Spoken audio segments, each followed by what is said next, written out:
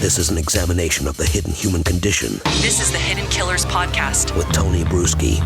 We are talking with retired FBI special agent and Hidden Killers contributor Jennifer Coffindaffer right now. Let's talk about Ellen Greenberg for a minute. I had a chance. I spoke with her PI 2 weeks ago. I spoke with her parents yesterday and learned about where things are at with that case. It's such a frustrating situation to be in. It seems very much that the roadblocks are coming within the Philadelphia PD, and then you get into the AG, and you get into all different positions. Roadblocks every place that they go.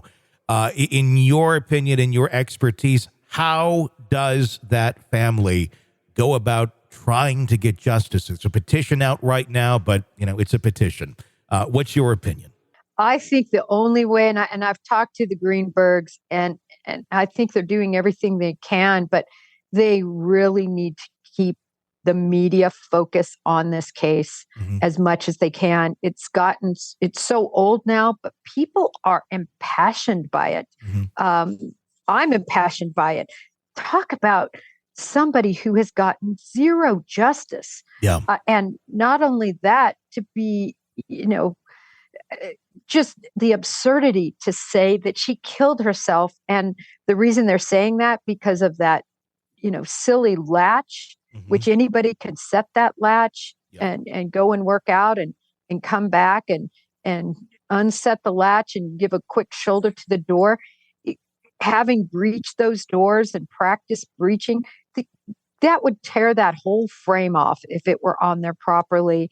And it's so difficult. I actually put a video, a SWAT video on my social media to show the damage and the difficulty a SWAT team has getting into a properly latched room. It's so absurd. And then the 20 knife wounds and the stab to the head. And then they're trying to, I guess he's trying to say, well, she was depressed. She was on these medications. It's just horrible how this woman was so victimized, was, I believe, murdered. And now due to, I think, the incompetency of what happened in terms of that crime scene, the fact it was turned over. I mean, all the details, your viewers, your listeners know all the details, but geez, it's just terrible. And to have it continue to be covered up is just horrible. I'm going to keep screaming about it on Twitter. And every platform I go on, I like to talk about this case. And I just hope the public pressure can come down on them to reassess properly. I don't know. The only thing that's making sense to me is there's a lot of money that is involved, or threats of lawsuits that are coming up with this case. Should it be explored more, or names being dropped? And we all know the direction that goes.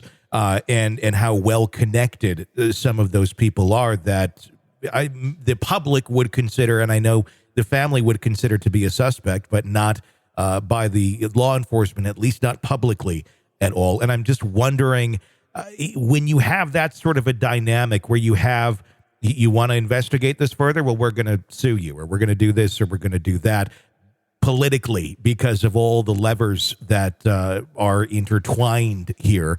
That seems to be, I would guess, why this has been held back so much.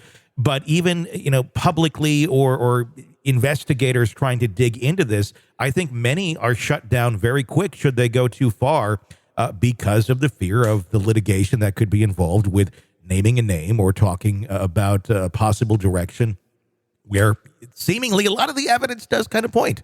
There's a lot of power there that can shut people up very quick, and it seems it's been working fairly well for them so far. It has, but a voice has come forward, Tony, and I will offline get you that name. Okay.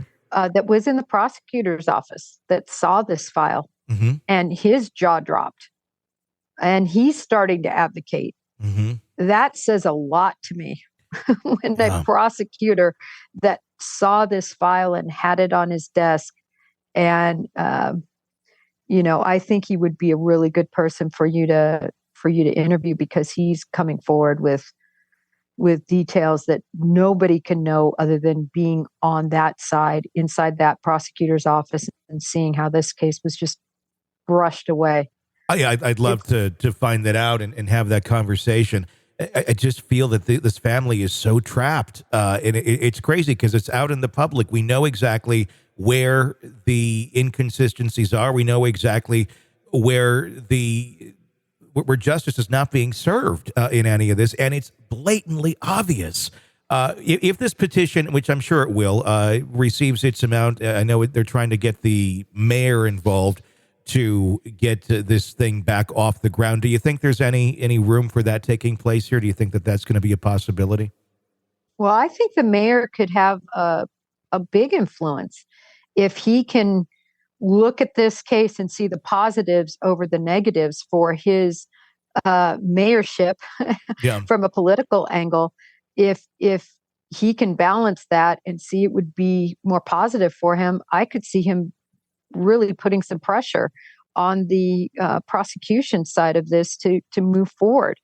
There's a lot of evidence, though, as you know, that's lost because they had that apartment completely cleaned by a professional crime scene cleanup crew the day after because the police released it.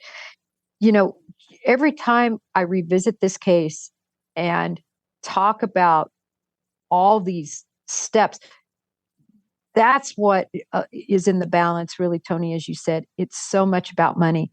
They should be sued. There is such a great case that crime scene never should have been turned over the day after, for heaven's sakes. And remember, the initial report was that it was a homicide, that it wasn't a suicide, and that changed later after a behind the door, a closed door meeting. It's really nefarious on the surface, on what we can see, and I really hope they get justice because it's tragic. It's tragic. Well, I'm wondering if we're going to start seeing more pieces come out here that have been sealed away with the civil litigation that is going to be going underway with Ellen's family. I believe they're going after the medical examiners for changing these sort of things. If there's no criminal process going on, maybe in the civil discovery, some pieces can come to light that otherwise would not have been ever shown. Well, I think they should put together, and I know they have a very competent private investigator that's been working on this. I think they should put together and I've told them this, the wrongful death suit against the party that they believe is responsible. Yeah. And because it's such a lower standard of proof. And, we know from the OJ trial, I mean, he was found completely culpable and guilty in the wrongful death suits that were filed against OJ, even though the, criminal proceeding didn't work. And I know their concern is that they have a suicide conclusion from the ME. Yeah. But my point is, put this in front of a jury, and I don't think any jury, layman or not, is going to buy that this is a suicide. Yeah. And so I would roll the dice. I think they're trying to get it at least down to undetermined, which would help them in a civil proceeding. I mean, I think that's kind of their goal. And isn't it sad, Tony, that what this family is left with is just trying to get an undetermined on a case like this? Yeah, they're not even necessarily at this point. They said to me yesterday, we're not even going after who we think did it. We just want this to be changed from undetermined or from suicide to undetermined or homicide, one of the two, because that ball needs to be in play for a lot of the other balls to start rolling. But that it's like one step at a time. It's completely ridiculous. I do wonder, and I did not ask them this yesterday, about what you just said. Why not file a civil suit against the party they believe is responsible? But again, I would think that might go back to money again, knowing who I believe that they think is responsible. There's very deep pockets there that could likely just bury them in litigation and costs for quite some time. It wouldn't be just as simple as, hey, we're going to go to civil trial on this. And I wonder if that's what is the the setback or the holdback on doing something like that? Well, I haven't looked to see if there's been any GoFundMes on I haven't seen any. I haven't really looked though, but I can tell you at least my Twitter followers, and I personally would give. I think so many people would be willing to give to help with this litigation. Look at the litigation concerning Mr. Penny and the subway, chokehold situation. He raised millions in just a few weeks. Because enough people believe that's egregious. I don't know anybody that can't see this as egregious.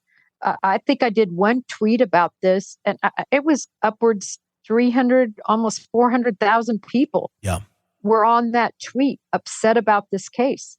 And there's so many more people out there that feel the same. So I think they could raise the money, quite frankly, so that they could litigate this as a wrongful death with or without that suicide determination. I mean, that's just me. I look at this case and it's been years. And I think I would make the move. I told them that too, but I understand why they're saying they're not. And maybe they've consulted with an attorney that said, listen, we've really got to get this undetermined first. It was something like this. I think a lot of things need to be in their correct place for it to be effective. Yeah, it's possible. Tony, I wanted to bring up really quickly sorry to backtrack on Koberger, but there's one other document that's really important that's coming out on July 14th. And then that is also from the Bureau, and it's regarding the Elantra. Oh, like what they found in the Elantra in terms of examining it? Well, no, but just the entirety of how they got to the Elantra. Even though the PCA really talks about the Elantra and who discovered that there was an owner, in Pullman, and it really goes through that in the PCA. But they want to know all the details about how they took the video and narrowed it down to an Elantra that was 2011 to 2013, and then to include 2015. So there's going to be a big report regarding this because, in a way, this is the beginning of the case against Brian Koberger, right? This is the first thing investigators had that started down the path toward him, was that Elantra. It wasn't the DNA. It's the Elantra. Yeah, and getting all that lined out and explained, that will be, that's going to be very powerful. Yeah, it's really important. And so all of that, I can just see all these agents and their supervisors right now looking over that case, every little bit of information, because remember, they're not only writing a report, they're having to look at all the documents that support their position, all the different video versions, all the videos that are out there. It's so monumental. I know people think, well, they've had 7 months to do this. From someone who writes these reports, that seems easy, but it's really not, because you have to go back and pinpoint every detail that you put in that report, and it has to be perfect. You're locked into the Hidden Killers podcast. Want more? Start binging on all of our true crime podcasts right now through Apple Podcasts and get an ad-free experience when you sign up to be a True Crime Today Premium Plus member exclusively on Apple Podcasts. More of the Hidden Killers podcast dropping soon. Press subscribe now.